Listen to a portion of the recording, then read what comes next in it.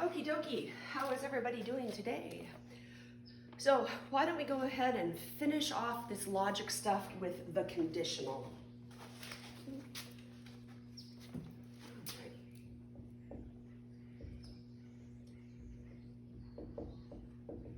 The conditional. Okay, I'm not a fan of the pen. Let's try this pen. All right, so this says, given two statements,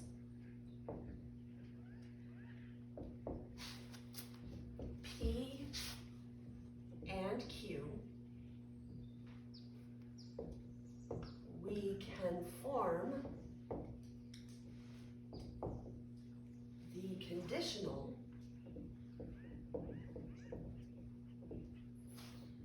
which looks like this. If P, then Q.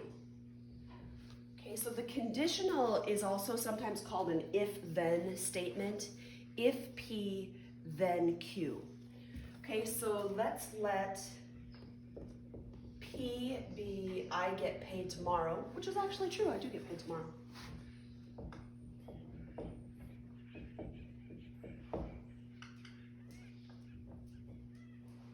And we'll let Q be I'll give you 10 bucks.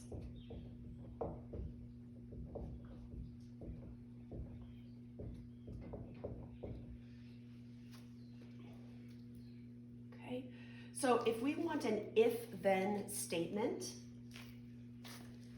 then we're going to say, if I get paid tomorrow,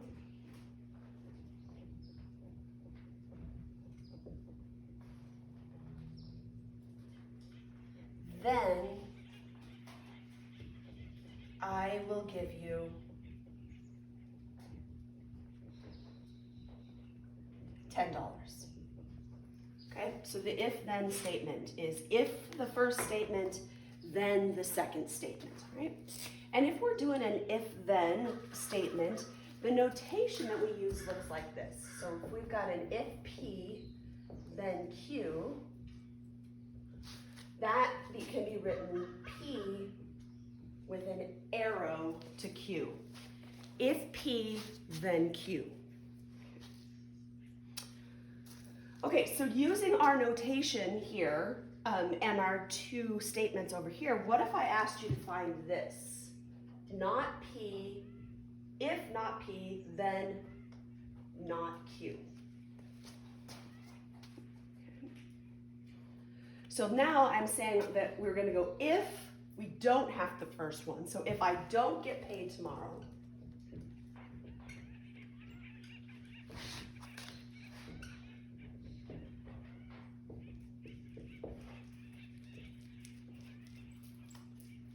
then I won't give you 10 bucks.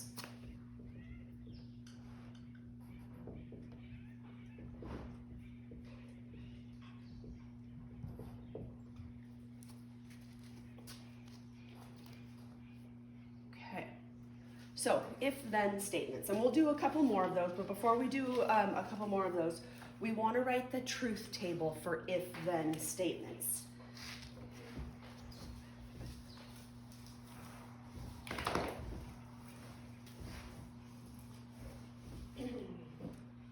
So let's look at the truth table.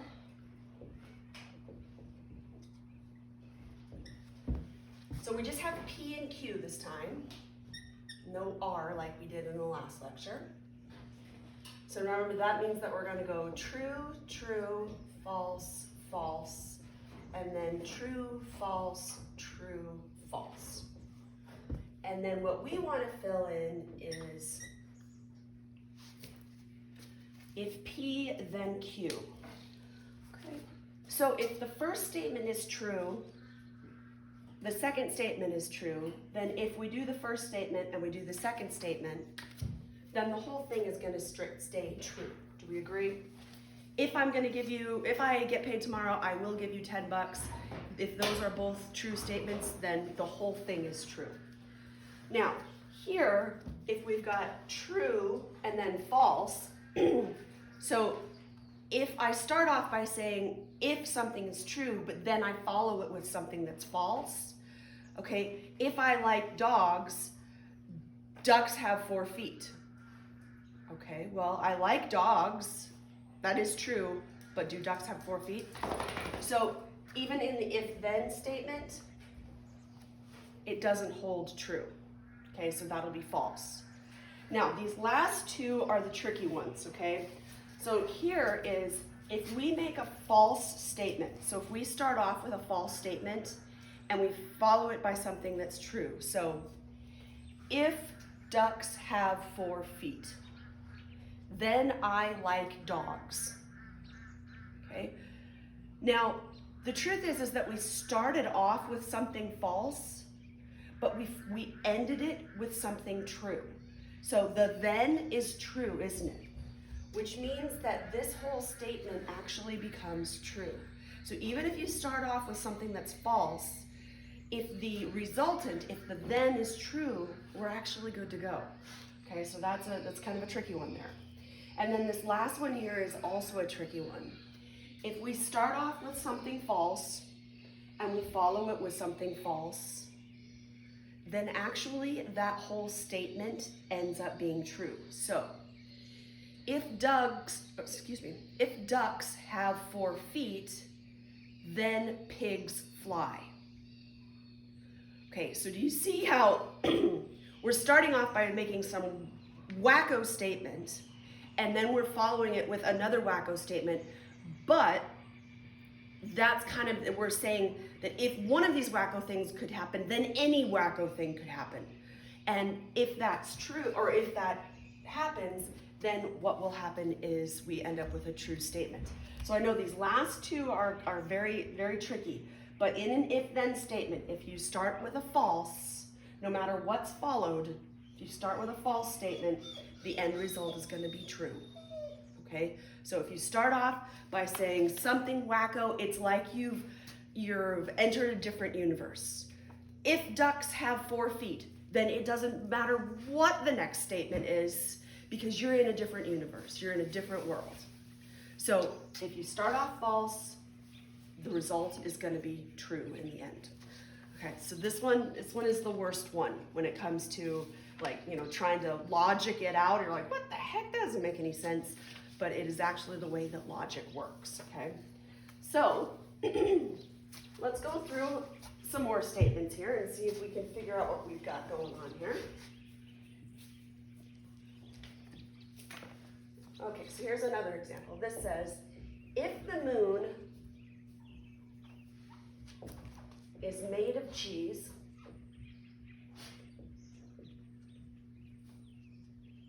then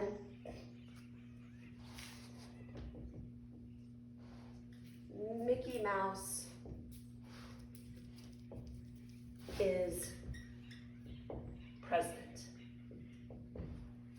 I don't actually think Mickey Mouse would make a bad president. I think he'd actually make a pretty good president. Okay, so if the moon is made of cheese, that's our first statement, but it is right off the bat false, isn't it? Then, there's a little arrow, Mickey Mouse is president. Well, that's also false. But remember what I said, if we start with a false and then we follow it with another false, it's like we're in a new alternate reality. So if the moon is made of cheese, could Mickey Mouse be president? Yeah, sure. So this will give us a true in the end. Okay. So even though the whole thing is false, the end result is a true. All right, how about this one? So if 3 times 2 equals 6, then water runs uphill.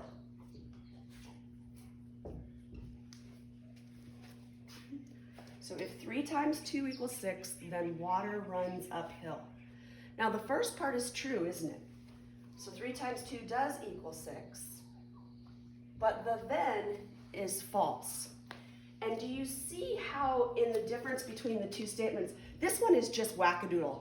But in an alternate reality, this wackadoodle thing most definitely could happen. So fine, we can call that true. But in this one, are you getting any sense of truth going on there? If 3 times 2 equals 6, the water runs uphill. All of a sudden our world is turned upside down. There's no way that can happen.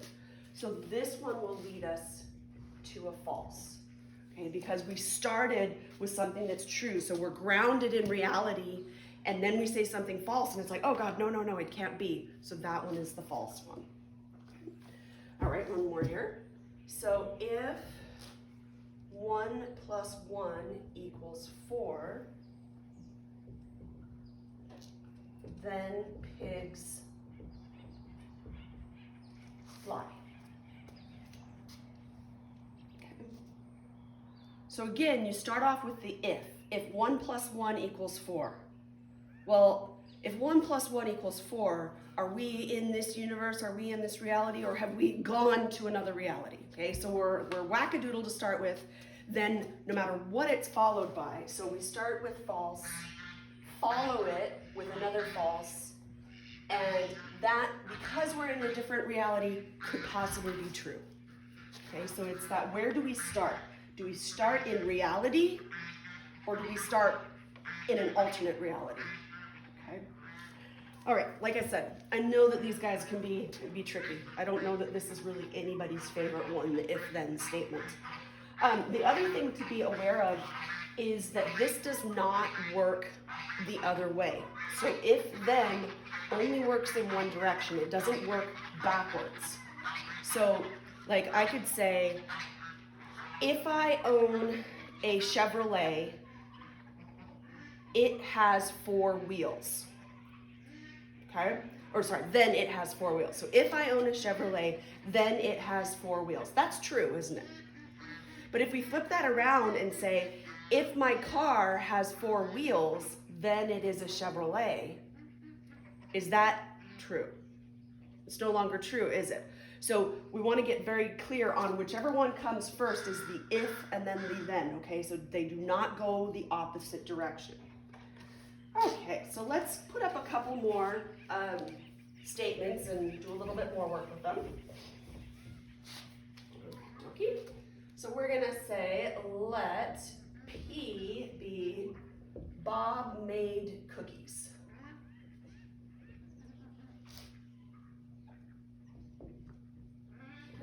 Q is going to be Parker made cookies.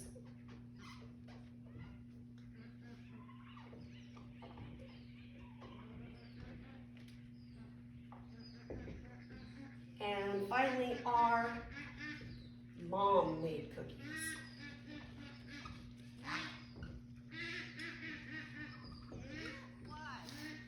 Okay, so what we want to find, what they're asking us to find is, if not P, then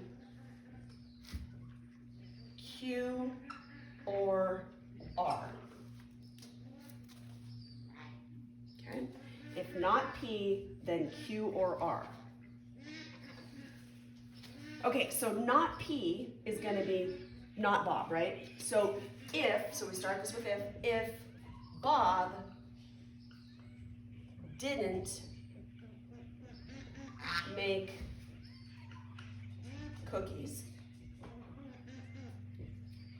then, okay, now remember, Q or R, so this is a disjunction, would be Parker or Mom, right? So then Parker or Mom. Because Mom should be capitalized.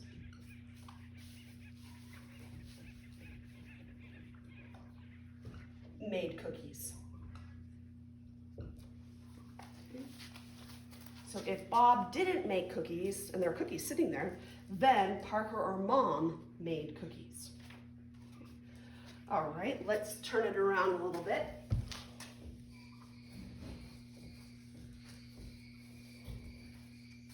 This time, let's find if Q and P, then R. Okay, so we're starting off here with these two things happening together. And it's a conjunction, right, with the word and. So if Q and P. So Q and P would be Bob and Parker, right? So if Bob and Parker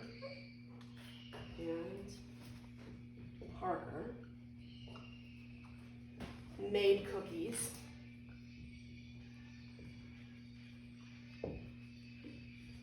then R happened. Then Mom made cookies.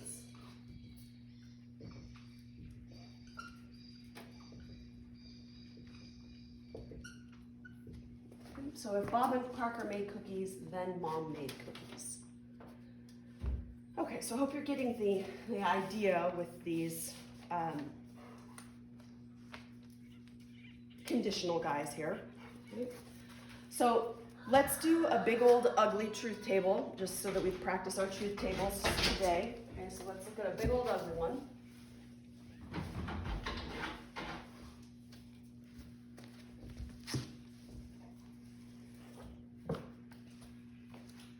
Okay, so we want a truth table here. Truth table. But like I said, this one is going to be an ugly one. So what we're going to find is P, then Q, and if Q, oh sorry, wait a minute. Let me re-say that because that's not what I wrote up there. If P, then R, and if Q, then R. Okay, sorry about that. Helps if I say things the correct way. Now, the unfortunate thing is that we've got P, Q, and R. So when we make our truth table here, this is the big guy, right, with the R. So this is where we're going to put 4 truths here. We're going to go true, true, true, true, false, false, false, false. Then this guy is going to be the 2 trues and then 2 falses.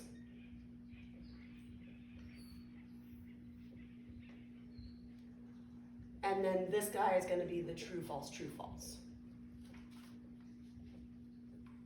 Okay, so that's the initial setup there. Okay, now we have 2 things that we need to find before we do the conjunction. So we have if P, then R. So if P, then R. Okay. And I'm going to use a different color pen for that so that we can see that there. So if P, then R. So that's these 2. So skip the middle guy. Okay, that's these 2 guys. So a true, true is going to be true. But here's this true, false. And when we have the true, but then we follow it with something false, that's going to be false, isn't it? Then we have another true, true. That's going to say true. And then another true, false, which is going to be false. Now, all 4 of the rest of these are going to start with a false. So we're in an alternate reality, right? So if we start with false, does it matter what these guys are? Because as soon as it starts with false, the resultant is going to be trues. We're in a different universe. Whatever can happen, okay? So if P, then R gives us true, false, true, false, true, true, true, true. Okay. Then, let's see, let me get a different color pen here. The next one we need is the Q, then R. So if Q, then R. Okay, now, forget the P's this time. Now we're looking at this guy and this guy. So again, we're looking for, if it starts true, then there's another true, that's going to stay true. But there's the true, false. If true, then false, that's the one guy that stays false. Now, if it starts with false, immediately the answer is going to be true. True, true. Here's another true, true, so that stays true. True, false, that's the guy that's false, right? And then the last 2, again, they start with falses, so different universe, we can do whatever we want. And so we end it with 2 trues.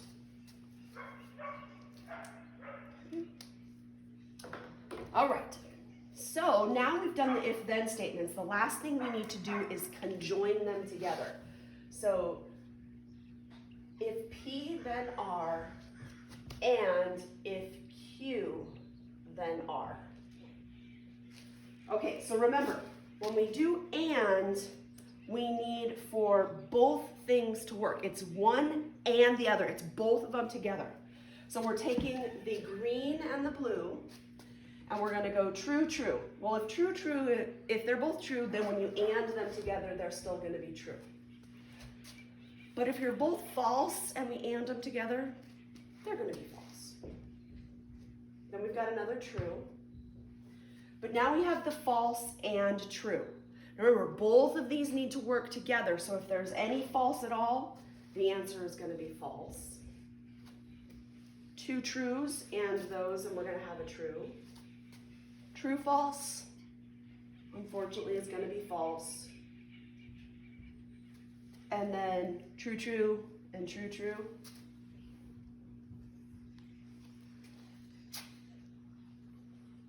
So our end result is true, false, true, false, true, false, true, true. Okay. So after you do these for a while, you start to see if you kind of play a game and see if you can get a pattern going on here. Now see, wouldn't it have been really pretty if that last one had been a false? And then would just been true, false, true, false. But you just kind of, you're doing these things, so you might as well have some fun with it. Okay. Oh, but there's your truth table, and so now our truth tables also can include the if-then statements combined with the and or the or the not. So we've got a lot going on here. Okay, so let me get rid of this so we can write some more.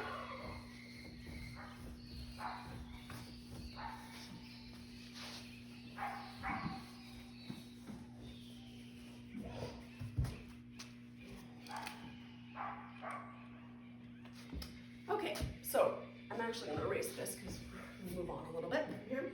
So remember that we have if P, then Q is a conditional statement.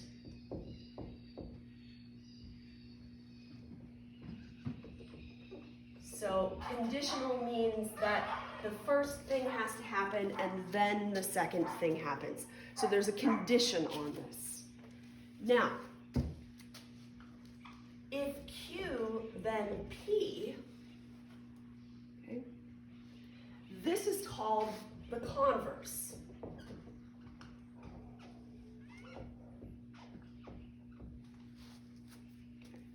And we said earlier that this is not always true. If the first one is true, the second one, the converse, is not always true. But you can look at both ways. Okay, so if P, then Q is the conditional. Then if Q, then P, flip it around, is the converse. If not P, then not Q is called the inverse.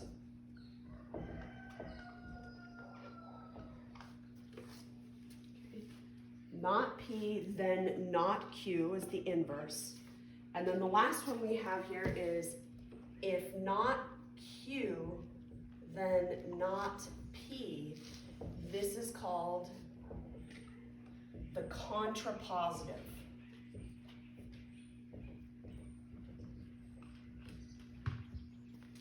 The contrapositive. And everybody likes the contrapositive. All mathematicians are a fan of if not Q, then not P. All right. These other two are a little bit but the conditional statement and its contrapositive very often go hand in hand. Okay, so just more to add to the list of things that you have to know. So let me give you a statement that's in real world terms. So if you are 18, then you can vote. So I want you to find the converse. And now remember, as we're finding these different things, it's not necessarily true that the whole thing is going to stay true. So if you are 18, then you can vote. That one is true, isn't it? Okay, that one is true. But when we go to find the converse and the contrapositive and the inverse, things might not stay true anymore. All right? So if we find the converse, it just means we're going to flip them around, right? So this is going to say, if you can vote, then you are 18. So if you can vote, then you are 18. Well, if you can vote, then you are at least 18, right? Because 18 or older, but it's not necessarily true exactly the way it says right there. So now let's find the inverse.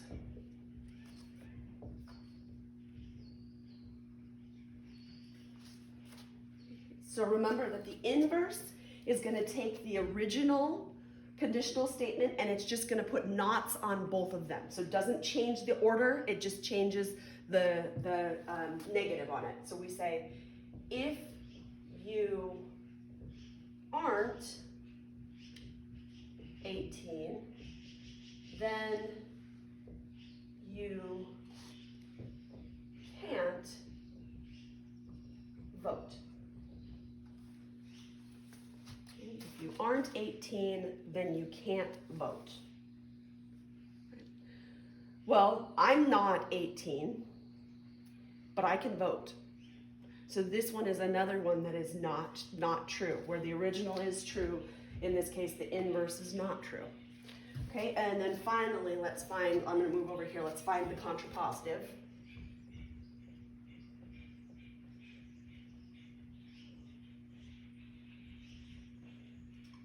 Okay, so we're going to put the knots on them, and then we're going to switch the order. So we've got the knots on here, and we're going to switch the order. So we're going to say, if you can't vote,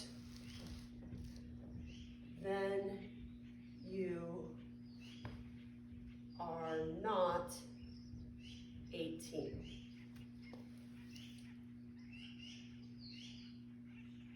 Okay. Now, they seem like they kind of say the same thing, but they don't all, and that's the reason why I wanted to use one that was true up here, but then all three of the others are not true. Okay, so, and it's all with the wording. If the word at least was in there, then this whole thing would change. But the way that it is written up here, when you look at the converse, the inverse, and the contrapositive, they are not true. So sometimes when you flip them around, they will be true. Sometimes they won't. Okay, it doesn't matter one way or another. All right, so let me erase this over here. We'll leave that. Okay, so let's look at the inverse and the contrapositive if we're given this. So this says, let not G, if not G, then H. Okay, that's our conditional statement. Okay, and they want us to start by finding the converse. So find the converse. Now remember, the converse is only just to flip those guys around. So, and there's no real world statement, it's just in terms here. So to flip those guys around, we would say, if H, then not G. Everybody agree? Hold on, I've got a dog stuck. Baron! Baron! Probably chasing squirrels in the barn. Okay. Then, what if we want to find the contrapositive? Okay, now I'm not necessarily asking them in order this time. So I want to go to the contrapositive, which means we take these original two, we flip them around, which we did here, but we also stick negatives on them, don't we? So that's going to be, if not H, then not G. Okay, now think about this. In grammar class or in math class, when you take two nots or two negatives and you put them together, what does that give you? So the not is actually going to give us G itself, right? So if not H, then we get G. So we can do a little simplifying. We don't need to leave knots on everything. Okay, so what do you think? This one is the most tedious, by far. The nice thing about this is that you need to work with it. You need to do some practice homework with it so that you get more familiar with it. But in our class, you don't have to have it memorized, okay? So that's the really nice thing. I would make a note of each one of these, like on a separate sheet of paper. I would put what each one is and what their notation is. So I'd put the conjunction, the disjunction, the negation, the conditional, the converse. I would put all of those guys down so that when you take the test, that you have it right there and you don't have to like freak out, oh my God, contrapositive, and you don't have to flip through tons of notes. So, but just be glad that, you know, because we're doing things online, you don't have to have it memorized, because when you have to have it memorized, all of a sudden it becomes a real pain in the butt, okay? All right, so that's it for our, this is the conditional, so that's it for our logic section. Now you're gonna see there's lots of homework from that logic section, and it's all just practice. It's out of Joe Vasta's book, and it's all just to get you really, really comfortable, so that when I say, if not Q, then not P, that you're immediately like, oh, that's the contrapositive. Just so you get really, really used to this. And that when I ask you to do a truth table, you're not freaking out. You're not like, oh my God, I don't know how to do that at all, okay? So, yeah, so definitely do the practice homework before you do the turn it in homework, and that will help you out with this a lot. And then from here, next time we get to go to something I think is more fun. I think most people probably will, but something a little bit more laid back. Okie dokie. All right, well, good job today. I will see you next time.